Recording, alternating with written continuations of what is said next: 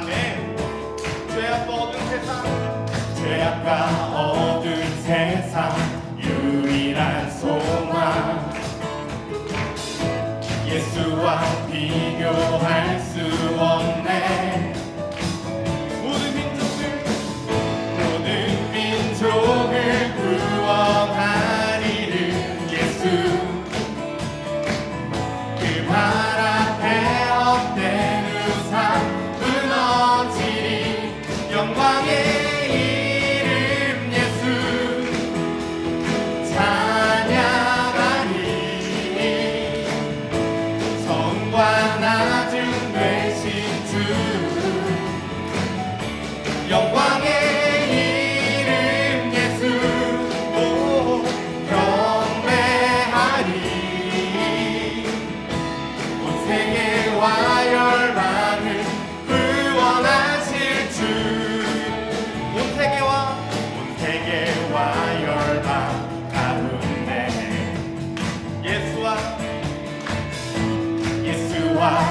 같은 이름 없네.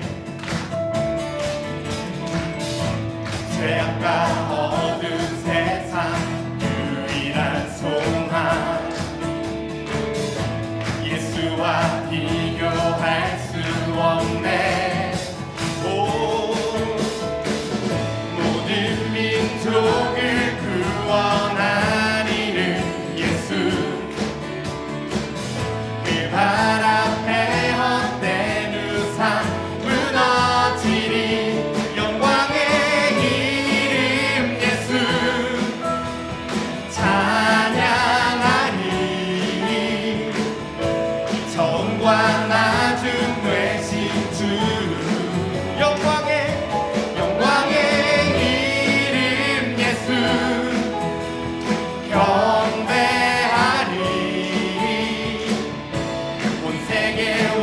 열방을 구원하신 주, 열방의 이름 예수 찬양하리.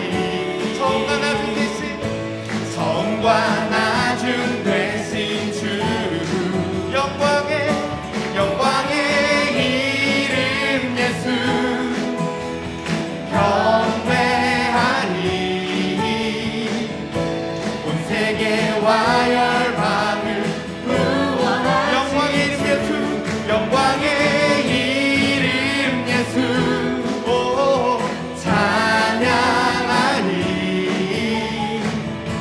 전과 나중 되신 주, 영광의 이름 예수 경배하리. 세계와 열방을 구원하실 주.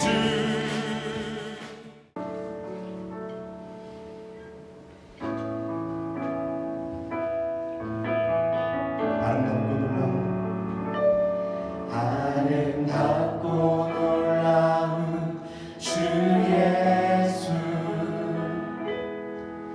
말로 할 수 없네.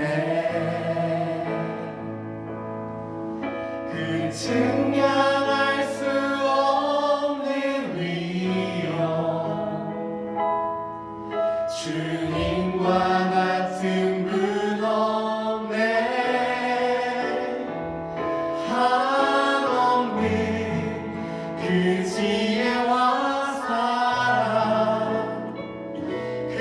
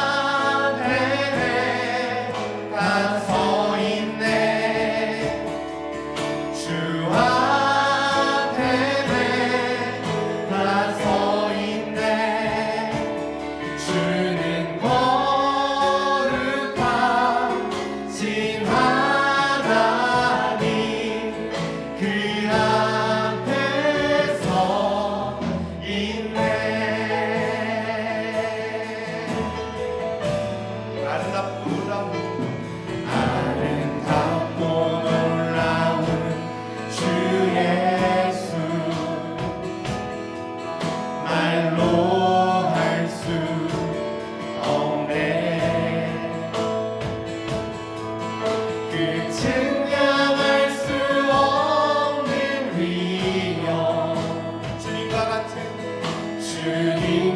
같은 분 없네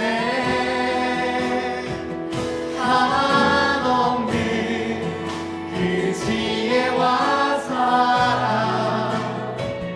그 누구도 다 알 수 없네 아름답고 놀라운 주 예수 보좌에 앉으셨네 주님 앞에 내가 서 있네 주 앞에 내가 서 있네 주는 거룩하신 주는 거룩하신 하나님 그 앞에서 있네 주님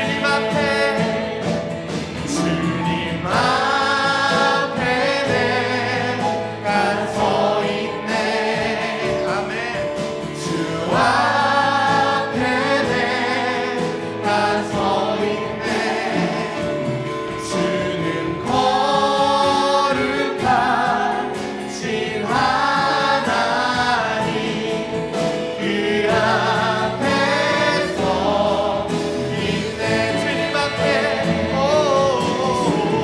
앞에 내가 서 있네 주 앞에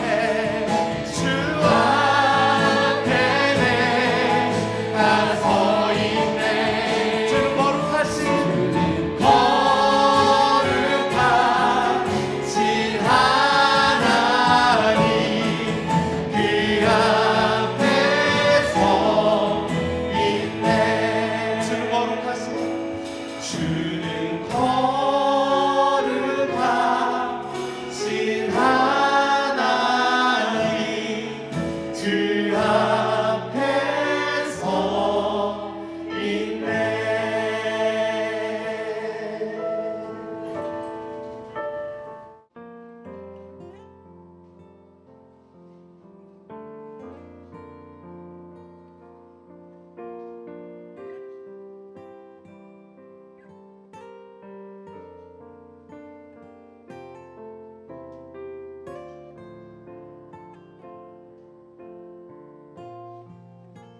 저는 멈출 수 없는 선교라는 제목으로 또 여러분들과 함께 이렇게 또 말씀을 나눴으면 좋겠습니다. 예, 오늘 본문을 이렇게 포함해서 요한복음 10장 이렇게 전반부는 예수님께서 목자와 양의 비유를 통해서 예수님과 하나님의 백성에 관한 말씀을 이렇게 다루고 있습니다. 예, 목자와 양. 여러분들은 이렇게 목자와 양 하면 그 이미지가 얼마나 이렇게 가슴에 와닿으실지 모르겠지만 저는 유목목축이 전통 산업인 몽골에서 지난 15년 동안 이렇게 사역을 하면서 목자와 그 양들의 모습을 아주 가까이서 이렇게 지켜보았습니다. 특별히 저는 그 IT 분야 전문의 선교사였기 때문에 그 IT 기술을 이 유목목축, 몽골의 유목목축에 활용하는 그런 연구 개발을 하면서 더 가까이서 이렇게 지켜볼 수가 있었습니다. 지난달 그 땅끝 그 소식에서 제가 나눈 영상을 보신 분들은 또 아시겠지만 몽골은 인구가 몇 만인지 330만 불과한 나라입니다. 그런데 몽골에는 대표적인 가축이 5마리가 있는데 양, 염소, 말, 소, 낙타 이 5마리가 6,700만 마리 정도 됩니다. 반응이 좋습니다.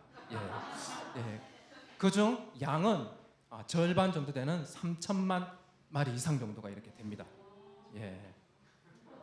좋은데요? 계속하겠습니다. 그 중에 그 80% 몽골의 땅이 한반도 7배 정도가 되는데 그 중에 그 5.6배 정도가 목초지입니다. 이렇게 한반도의 5.6배가 되는 거죠. 그러니까 몽골 전체의 80%인데 그리고 몽골 유목 목축을 하는 목축 인구는 30만 명 정도 이렇게 됩니다. 숫자가 계속 나오니까 헷갈리시는 분들이 계실 것 같아요. 이렇게 분명히. 예. 그래서 다시 요약해 드리면 30만 명 정도의 목자들이 한반도의 5.6배가 되는 그 광활한 목초지에서 6,700만 마리의 가축을 유목 목축의 방법으로 기르고 있습니다. 유목 목축의 방법 아시죠? 자유롭게 풀어넣습니다. 그렇게 이렇게 적은 인력으로 그 많은 가축을 이렇게 광대한 목초지에서 이렇게 방목을 하다 보니까 가축이 분실되거나 또 도난당하는 일이 허다합니다. 그래서 저는 이들의 고충을 좀 덜어주고 싶어서 IT 기술을 유목 목축에 적용하는 그런 프로젝트를 진행했습니다. 현지인 교수 몇 명들과 함께요. 이렇게 선교제의 그런 영적인 필요뿐만 아니라 그런 실제적인 필요에도 적절히 반응해서 또 그리스도의 사랑을 나누는 것이 또 저와 같은 또 전문인 선교사들의 중요한 사역 중에 하나였기 때문이었습니다. 프로젝트의 궁극적인 목표는 이랬습니다. 아침에 초원에 자유롭게 풀어놓은 가축들이 저녁에 되어서 한 마리도 잃어버림 없이 목자의 우리에 다시 들어올 수 있도록 돕는 일이었습니다. 하지만 이 시스템은 사실은 보조적인 수단일 뿐 목자의 인도함이 없이는 사실 특별히 양의 경우는 그 우리로 다시 돌아올 수가 없습니다. 그래서 아무튼 아침에 그 양이 목초지로 나갈 때 목자는 때로는 앞에서 때로는 뒤에서 양들을 인도하여 이렇게 다닙니다. 그 몽골에는 그 말이 많잖아요. 그래서 목자들이 대부분 말을 타고 양을 치는데 요즘에는 시대가 좋아서 오토바이를 타고 다니는 경우가 많이 있습니다. 그렇습니다. 할 얘기가 더 많은데 바로 들어가겠습니다. 근데 오토바이 얘기가 나왔으니 제가 한 가지 더 이렇게 또 말씀을 드리자면 몽골 유목민들은 게르라는 하는 이동식 천막 그 텔레비전상에서 많이 보셨잖아요, 그죠? 그래서 게르에는 꼭 필수적인 세 가지 아이템이 있습니다. 하나는 그 접시 모양의 인공위성 안테나. 인공위성 안테나가 있는 것은 무엇 때문일까요? 바로 텔레비전 때문입니다. 텔레비전이 또 있죠. 인공위성 안테나 있고 텔레비전이 있는데 뭐가 없나요? 전기가 없습니다. 그래서 태양광 발전 장비가 게르 옆에 딱 이렇게 있습니다. 놀랍지요? 과학기술이 유목민의 생활에 이렇게 깊숙이 들어가 있습니다. 다시 본론으로 들어가면 낮에 목자는 이렇게 말이나 오토바이를 타고 양들을 치다가 저녁 때가 되면 한 마리도 빠짐없이 자신의 모든 양들을 우리에 이렇게 드립니다. 그런데 때때로 밤에 몰래 도둑이 들어서 우리 안에 있는 양들을 이게 몽땅 또 데려가 버리는 일도 발생합니다. 요한복음 10장 1절에 보면 내가 진실로 너희에게 이르노니 문을 통하여 양의 우리에 들어가지 아니하고 다른 데로 넘어가는 자는 절도며 강도요. 이런 말씀처럼 똑같이 그런 일들이 일어납니다. 제가 프로젝트를 진행하는 동안에도 한 몽골인 이제 교수가 제 방에 찾아와서 이렇게 하소연을 한 적이 있었습니다. 선생님 하고 있는 연구 꼭 잘해서 좋은 제품 만들어 주세요. 연로하신 저희 부모님이 목축을 하고 계신데 얼마 전에 밤에 우리의 도둑이 들어서 가축을 몽땅 훔쳐가 버렸습니다. 그 말을 듣는 순간 저도 너무 안타까운 마음이 들어서 이에 용기 100배 되어서 끝까지 프로젝트를 잘 진행해 나갔던 기억은 아직도 생생합니다. 오늘 본문 말씀에서 예수님께서는 예수님과 하나님이 선택하신 그 하나님의 백성의 관계를 목자와 양 그리고 우리의 비유를 들어서 설명하고 계십니다. 여기에서 저희는 몇 가지 사실을 또 발견할 수 있습니다. 우선 한 우리가 있는데 그 우리엔 목자가 인도한 양들이 있다는 것입니다. 하지만 목자의 양이지만 아직 우리에 들지 아니한 또 다른 양들이 여전히 우리 밖 어딘가에 있다라는 것입니다. 그런데 이 우리 안에 들지 아니한 다른 양들을 목자가 인도하여 또 우리 안에 들인다는 것입니다. 이때 우리 안에 들지 않은 양들은 목자의 음성을 듣고 반응하여서 목자를 따르게 될 것이라고 말씀하고 계십니다. 그리고 끝으로 궁극적인 그런 목자의 목표는 목자에게 속한 양들을 한 마리도 잃어버림 없이 우리 안에 들여 한 무리가 되어 한 목자의 목자에게 함께 있도록 하는 것입니다. 본문의 말씀에서 우리의 든 양은 무엇이고 우리의 들지 아니한 양은 무엇이냐 이런 등등에 관한 것들은 해석 및 그 당시 정황에 따라서 여러 가지로 나눌 수가 있지만 한 가지 확실한 것은 하나님께서 선택하신 자들 중에 아직 하나님의 백성의 무리에 들지 아니한 자들이 여전히 존재한다라는 것입니다. 그리고 예수님은 하나님께서 택하신 자들을 한 마리 양도 잃어버리길 원치 않으시는 목자의 심정으로 그들을 찾아 인도하여 하나님의 백성의 무리 안에 들게 하시겠다라는 것입니다. 여기에서 저는 과거에도 그래왔고 지금도 그리고 앞으로도 멈출 수 없는 선교의 동기와 힘을 발견하게 됩니다. 이 우리에 들지 아니한 다른 양들이 내게 있어 내가 인도하여야 할 터이니 그들도 내 음성을 듣고 한 무리가 되어 한 목자에게 있으리라. 아직 우리에 들지 않는 양들을 찾아 인도하시려는 예수님의 손과 발 그리고 입이 되어 그곳이 어디든지 찾아가 예수님의 말씀을 들려주고 그 말씀에 응답하여 나오는 자들을 우리에 들게 하여 예수님을 주로 고백하는 한 무리가 되어 예수님과 함께 있도록 하는 이 일은 타문화권 선교사인 저뿐만 아니라 모든 그리스도인에게 주어진 사명인 것이며 또 이것은 멈출 수 없는 선교의 강한 동기이자 힘이 되는 것입니다. 역사적으로도 사도 바울을 비롯해서 많은 선교사들은 어려운 선교의 상황 가운데서도 이 말씀의 힘으로도 선교를 멈추지 않고 이어나갈 수가 있었습니다.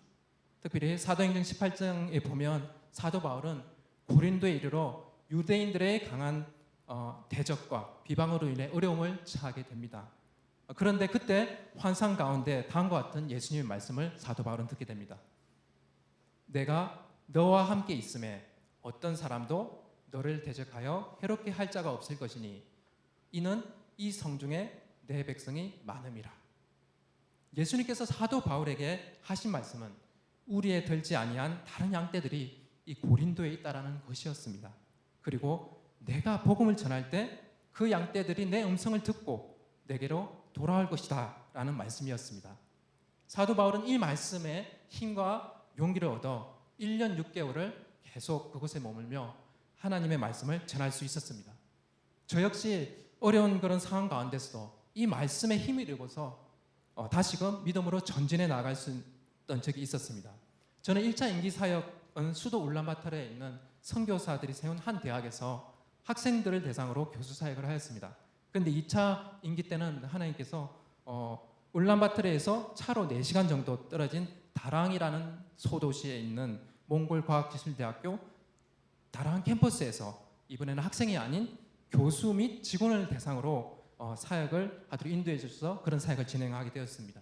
주님의 인도하신 가운데 대학 전산실 한 켠에 자리를 마련해서 새롭게 시작한 사역이었지만 오랜 시간이 지나도록 눈에 띌 만한 그런 사역적 진보가 보이지 않았습니다. 크리스천 교수라서 반가워서 더 가까이 가려고 교제했던 한 교수는 알고 보니 이단 신자였습니다. 그리고 복음을 전하려고 집에 초청해 식사 교제도 나누고 또 많은 시간과 공을 들였던 그 함께 일했던 전사실 직원은 얼마 지나지 않아 대학 구조조정으로 학교를 나가서 울란바토르로 떠나게 되었습니다. 그리고 뿐만 아니라 제가 유목목축 그 IT 그 프로젝트를 진행하면서 함께했던 그 2명의 현지 교수에 대해서는 2년 동안 복음을 전하고 그들을 하나님께 인도하려는 노력을 했지만 2년여의 노력이 다 수포로 돌아갔습니다. 이렇게 눈앞에 펼쳐진 모든 상황이 좋지 않아 낙담되어 있던 저를 일으켜 세워진 말씀이 바로 오늘 본문 말씀이었습니다. 이 우리의 들지 아니한 다른 양들이 내게 있어 내가 인도하여야 할 터이니 그들도 내 음성을 듣고 한 무리가 되어 한 목자에게 있으리라. 그러던 중에 이런 일이 있었습니다. 인원 감축으로 자리가 비었던 그 전산실 직원 자리에 다른 젊은 직원이 또 들어왔습니다. 처음에는 제가 프로젝트에 함께 참여했던 2명의 교수에 집중하느라 이 전산 직원에 대해서는 관심을 많이 못 가졌습니다. 그런데 어느 날 주님이 전도에 대한 그 전산실 직원에 대해서 강한 마음을 부담을 주셔가지고 업무 시간 후에 그 전산 직원을 이렇게 불렀습니다. 바로 코앞에 있었거든요. 그리고 전산 직원에게 정말 열의를 다해서 1시간 가량 복음을 전했습니다. 예. 하지만 결국 그 직원은 복음을 거부했습니다. 그러나 이미 요한복음 10장 오늘 16절 오늘 말씀으로 이미 힘을과 동기를 얻었던 저는 이에 굴하지 않고 그 교수에게 전산 직원에게 제안했습니다. 그러면 부인과 함께 부부가 우리 집에 와서 맛있는 한국 음식을 6주 동안 이렇게 해줄 테니까 와서 좀 성경 공부 좀 해보지 않겠느냐 이렇게 하였습니다. 역시 먹는 것 앞에 장사가 없었는지 그렇게 하겠다고 하였습니다. 그래서 감사 할렐루야 하고 그렇게 이제 약속을 하고 부부가 저희 집에 오기로 한 이제 전날 밤이었습니다. 평소에 저는 워낙 꿈을 많이 꿔서 사실 꿈 가지고 뭐를 이렇게 하나님께서 뭐 어떻게 그런 거는 전혀 없는 그런 부류의 사람입니다. 그런데 그날 밤 꿈은 참 특별한 꿈이었습니다. 저희가 사진에서 못 보여드렸지만 자녀가 3명입니다. 적지 않은 숫자지요.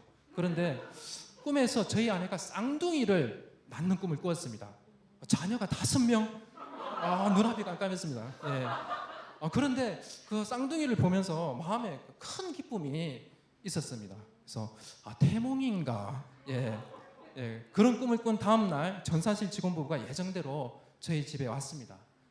그런데 바로 그날 그 성경공부 1주차 맛있는 한국 음식과 더불어 복음을 전했더니 바로 전사실 직원 부인은 바로 그 자리에서 예수를 영접하고 남편도 결국 성경공부 3주차에 결국 예수를 영접하게 되었습니다. 그리고 6주간의 전도 성경공부를 마친 후 제가 4개월간 또 전산실 직원 그 집을 찾아가 부부를 대상으로 또 양육 성경 공부를 진행하고 또 그 이후 부부는 또 세례를 받고 교회 출석하게 되었습니다. 제가 꾸었던 꿈이 분명 태몽이었던 것 같습니다. 영적 쌍둥이를 출산하는 태몽 말이죠. 울란바타르에서 4시간 떨어진 다랑이라는 지방 도시에 주님의 인도하심을 따라 믿음으로 가게 하시고 학생이 아닌 교수 및 직원 대상 사역에 대한 마음을 주시면서 전산실 한 귀퉁이에 자리를 마련케 해주시면 그리고 마음에 감동을 주셔서 전산실 직원을 만나 복음을 전하게 하시고 또 양육케 하시면 이 우리에 들지 아니한 다른 양들이 내게 있어 내가 인도하여야 할 터이니 그들도 내 음성을 듣고 한 무리가 되어 한 목자에게 있으리라고 말씀하신 예수님의 계획이고 또 인도하심이었음을 고백하게 됩니다. 2차 인교 후에 안식연금 미국에서 1년간 신학 공부를 한 적이 있습니다.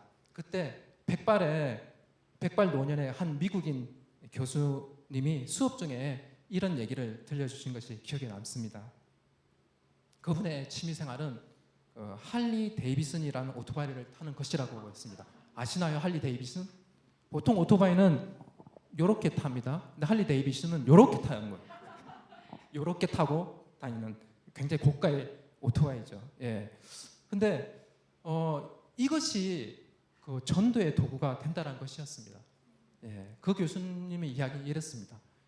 하나님이 이스라엘 백성을 구원하시기 위해서 애굽에서 모세를 부르셨을 때 모세는 사람들이 자신을 믿어주지도 않고 자신에게 그런 능력이 없다고 계속 이렇게 부인을 할 때 하나님께서 모세에게 내 손에 무엇이 있느냐 했더니 지팡이가 있었잖아요. 그래서 그 지팡이를 통해서 하나님께서 능력을 이렇게 보여주셨죠.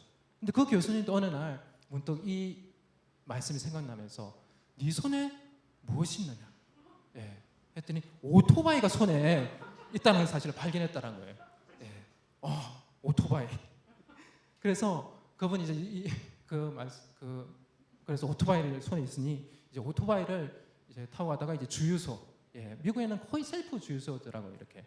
그래서 셀프 주유소에서 그냥 차들이 이렇게 주유하면 다른 신경도 안 쓰는데 이 할리 데이비슨 오토바이 미국 사람들이 좋아하나 봐요. 그걸로 이제 주유하려고 서 있으면 옆에 있는 뭐 주머니에 손 넣고 있던 그 사람들이 와서 찾아와서 막 관심을 가지고 뭐 오토바이가 어떠냐 이렇게 한대. 그럼 그때 또 복음을 전하면서 했다는 것입니다. 그리고 그 이후로 미국의 할리 데이비슨 크리스찬 동호회가 있는데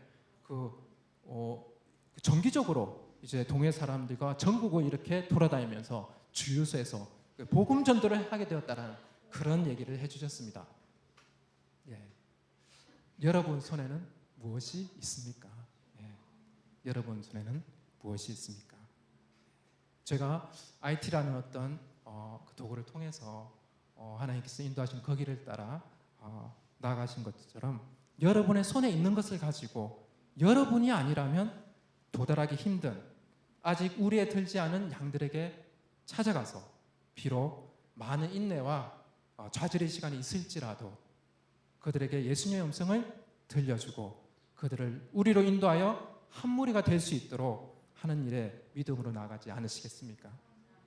예수님은 십자가에 돌아가시고 부활하신 후 제 아들에게 나타나셔서 그들을 향해 이런 말씀을 하셨습니다. 아버지께서 나를 보내신 것 같이 나도 너희를 보내노라. 예수님께서는 하나님의 선교를 멈추지 않고 수행해 나갈 제자들을 성령의 능력으로 무장시키고 세상으로 보내셨고 지금도 그리고 앞으로도 계속해서 보내실 것입니다. 이 우리에 들지 아니한 다른 양들이 내게 있어 내가 인도하여야 할 터이니 그들도 내 음성을 듣고 한 무리가 되어 한 목자에게 있으리라는 이 말씀을 붙들고 각자의 삶의 현장에서 그리고 열방 가운데 멈추지 않는 선교의 사명을 이루어 나가는 저와 여러분 모두가 되시기를 힘차게 응원합니다. 예.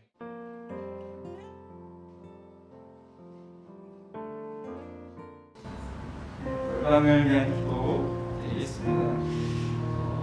가뭄과 식량 위기로 어려움에 처한 소말리아 사람들 그리고 동아프리카의 케냐, 에티오피아 이런 사람들을 위해서 좀 기도했으면 좋겠습니다. 가뭄과 식량 위기가 있지만 국제사회의 공조와 협력이 긴밀하게 이루어지게 하시고 또 이 어려운 시기에 그 땅 가운데 일하고 있는 그 현지 교회들과 선교사들이 이 시기에 그들에게 또 빵과 복음을 함께 또 들고 전할 수 있는 그러한 기회가 될 수 있도록 특별히 그 어려운 상황 자체에 처해져 있는 그 땅에 굶주리고 있는 수많은 사람들의 필요를 아버지 하나님께서 돌보시고 또 피할 길을 열어주시도록 이 세계적인 식량 위기에 대한 경고가 IMF를 통해서 계속 요즘에 나오고 있거든요. 인플레가 될 것이다. 이런 경고들을 많이 하고 있는데 이 사람들을 위해서 저희가 같이 기도했으면 좋겠습니다. 아버지 하나님, 전 세계가 아버지 코로나와 전쟁과 가뭄과 아버지 재난과 아버지 전쟁과 아버지 여러 아버지 하나님 지금 부익부를 아버지 하나님 아프리카 동아프리카에 선전 동안이 오지 않았고 아버지 40년 만에 시간에 아버지 가뭄을 아버지 두 번째로 기도하고 싶은 것은 전 세계 교회의 이주민 사역을 위해서 좀 기도했으면 좋겠습니다. 세계는 각 타국으로 이주하는 이주민들이 늘고 전쟁과 기근 등을 피해 각 나라에서 온 난민의 증가로 인해서 점차 모든 나라들이 사실은 다문화, 다민족 사회로 가고 있습니다. 한국도 예외가 아니죠. 한국은 우리는 단일 민족이라고 하지만 사실은 이미 한국도 다민족 사회가 되고 있는데 이것들을 전혀 인식하지 못하고 있는 것 같습니다. 세계 교회들이 자신들의 이웃으로 찾아온 이주민과 난민들을 섬기며 복음을 증거할 수 있도록 특별히 좀 기도했으면 좋겠습니다. 이민자 선교에 있어 교회가 문화적 감수성 또 다문화 사역에 대한 훈련들을 통해 교회들이 환대를 갖추는 것이 너무나 필요한데 교회들이 너무나 준비되지 않은 것들을 또 저희가 보게 됩니다.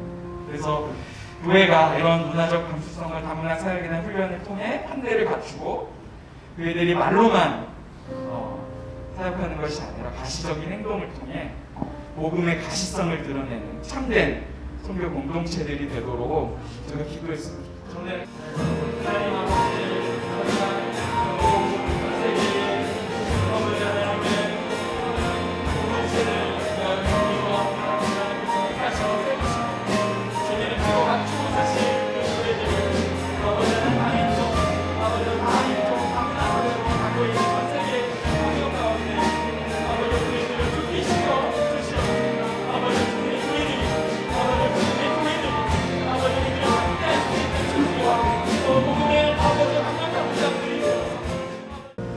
저희가 매달 핍박 지수 3위 국가부터 이렇게 기도하고 있습니다. 이번 달은 제 4위 핍박 지수 4위 국가인 리비아입니다. 리비아고요. 방대한 석유 내장량을 가지고 있지만 3분의 1이 빈곤 속에 살고 있고요. 그 이유는 독재자 카다피가 사망한 이래 계속적인 분쟁과 내전을 겪었기 때문입니다. 이 불안을 뜻하서 IS는 불안정한 리비아의 상황을 이용해 이곳을 자신들의 본거지로 삼고 있습니다. 리비아는 언론, 종교의 자유가 없으며 약 34,500여 명의 기독교인들이 있다고 하는데요. 대부분들은 해외에서 온 다른 나라의 이주 근로자들이고 약 150여 명만이 리비아 크리스찬입니다. 그리고 이들은 숫자도 적은데 폭탄 테러와 참수 등의 핍박에 여전히 노출되어 있습니다. 우리가 기도할 것은 정의와 평화로 나라를 재건하는 통일된 정부가 세워지도록, 심한 박해에도 불구하고 작은 리비아 교회가 연합되고 세워지도록 기도하고요. 또 무슬림을 기도할 때 많은 무슬림에서 일하는 선교사님들이 이런 기도 제목들을 또 하시는 것들을 봅니다. 꿈을 통해서 전혀 복음을 들어보지 않았던 자들이 꿈에서 예수님이 나타나서 스스로 찾아와서 복음을 듣게 되는 일들이 아주 간간히 있다고 합니다. 예수께서 원건파든 극단 무슬림이든 모두에게 자신을 친히 드러내시는 그런 일들이 그 땅들 가운데 더 일어날 수 있도록 우리가 항원하면서 기도했으면 좋겠습니다. 함께 리비아를 위해서 기도합시다.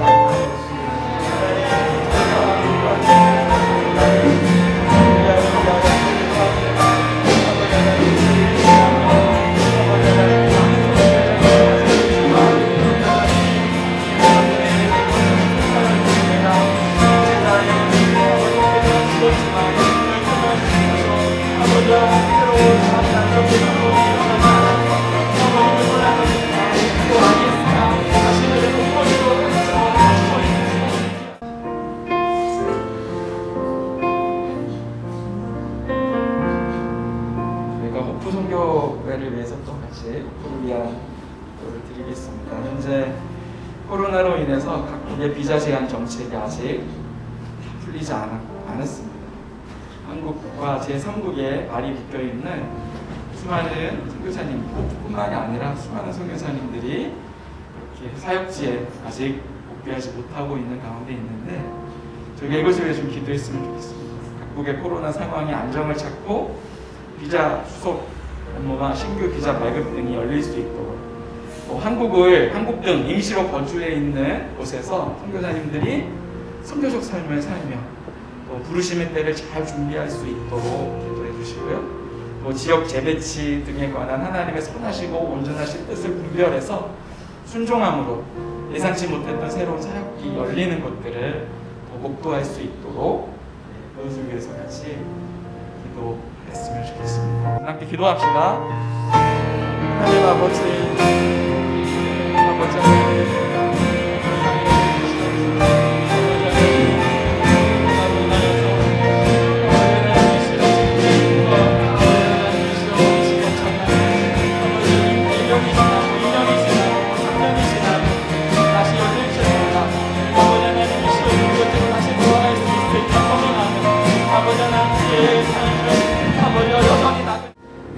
소명교회 선교훈련을 위해서 또 기도해 주십시오.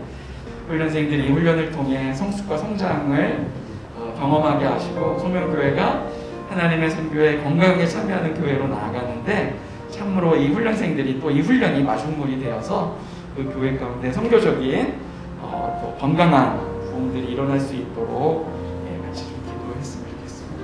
같이 기도하고 아름다운 땅끝 소식으로 넘어가겠습니다. 하나님 아버지, 성교회 선교훈련은 주님의 손을 해야 합니다. 저희 가운데 계시께서 훈련을 시작하게 하셨고 훈련을 통해 하나님 계시고 참여한 훈련생들이 하나님 정말 성숙과 성장을 경험하게 하시고 훈련을 건강하게 건강하는 교회로.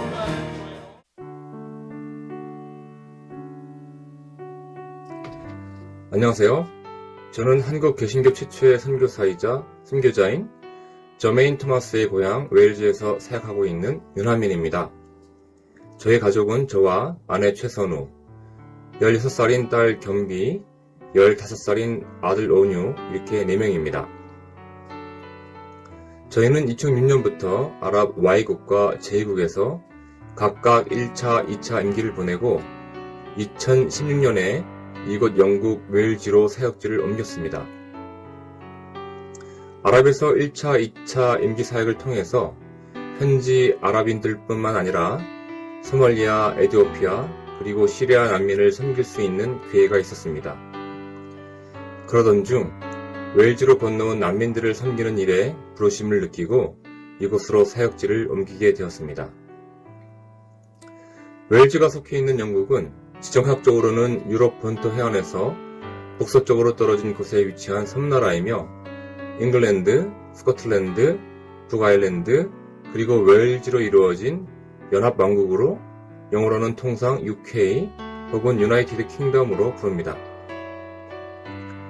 잉글랜드 상공회가 국교인 영국은 기독교 인구가 약 60%인 기독교 국가이고 이슬람교 약 4.4%, 힌두교 약 3% 등으로 종교 분포를 이루고 있습니다. 대부분의 영국인들은 여전히 자신들의 정체성을 기독교인으로 규정하고 있으나 교회 출석률은 매우 저조하고 그나마도 노령화되고 있어 앞으로도 실질적 기독교 인구 비율이 계속 줄어들 것으로 예상됩니다. 한편 선교 전략적 관점으로 볼 때 영국은 창의적 접근 지역에서 건너온 수많은 종족 그룹을 포함하여 전 세계 다양한 민족들이 들어와 살고 있어 선교적으로 기회의 땅이기도 합니다. 저희는 난민을 돕기 위해 세워진 한 기독교 자선단체에서 일하고 있습니다. 아내 최선우 선교사는 키친 매니저로 하루에 적게는 100명분, 많게는 150명분의 점심 식사를 난민들에게 제공하는 프로젝트의 담당자로 일하고 있습니다. 저는 이곳에서 태권도 클래스를 열고 난민 및 이주민들에게 태권도를 가르치고 있습니다. 이곳 난민센터에서는 전 세계 난민 발생국에서 전쟁과 기아와 같은 공경을 피해서 피난처를 찾아 영국으로 건너온 매우 다양한 민족의 사람들을 만날 수 있습니다. 특별히 수단, 소말리아, 예멘, 이라크, 시리아 등 소위 창의적 접근 지역인 아프리카 아랍 무슬림들이 많이 찾아오는 곳이라서 선교적으로 좋은 접촉점이 되고 있습니다. 유난민 선교사의 태권도 클래스에는 이라크, 시리아, 중국 등지에서 온 난민 및 이주민 제자들이 있는데 종교적으로 대부분 무슬림과 기독교인들이 섞여 있습니다. 피부색, 종교, 성별, 연령 구별 없이 모두 다 흰 도복을 입고 수련을 하는 모습은 각 나라와 족속과 백성과 방언에서 나온 무리가 하나님과 어린 양 대신 우리 주 예수 그리스도를 찬양하는 요한계시록의 환상을 연상케 합니다. 항상 복음을 전하라, 필요하면 말을 사용하라는 성 프란치스코의 가르침으로 알려진 이 문구는 그리스도의 제자로서 우리가 살아가는 삶의 방식이 바로 복음을 전하는 것이라는 것을 강조한 것입니다. 또한 어느 때나 하나님을 본 사람이 없을 때 만일 우리가 서로 사랑하면 하나님이 우리 안에 거하시고 그의 사랑이 우리 안에 온전히 이루어지느니라 라고 한 요한의 가르침은 사랑의 삶이 바로 하나님을 드러내는 증인의 삶이라는 것을 응변합니다. 저 유나민 선교사와 제 아내 최선우 선교사는 하나님께서 저희 가정을 두신 이곳 웨일즈 난민센터에서 그리스도의 제자로서 그의 사랑을 실천하고 또 필요하면 입술을 열어 복음을 전함으로써 그리스도의 하나님 되심을 증거하는 일에 충성을 다하기를 바랍니다. 첫 번째로 유나민 선교사 태권도 제자들인 난민 및 이주민들을 주님의 사랑으로 섬겨 그들이 전인적으로 성장하며 하나님의 소유된 백성이 될 수 있도록. 두 번째로 난민센터 키치 매니저로 일하고 있는 최 선교사가 육체적으로 정신적으로 소진하지 않고 환대의 섬김을 통해 난민들에게 선한 복음의 영향을 끼칠 수 있도록. 세 번째로 겸비와 온유가 말씀과 기도를 통해 아버지의 살아계심과 은혜를 경험하고 아는 아이들로 자라고 친구들과 그 가정에 선한 영향력과 복음의 향기를 끼치는 자녀들이 되도록. 그리고 마지막으로 윤 선교사의 스포츠 사회학 박사과정이 순조롭게 진행이 되고 차후 스포츠 선교에게 기여할 수 있는 학문적 준비가 되어줄 수 있도록 기도를 부탁드립니다.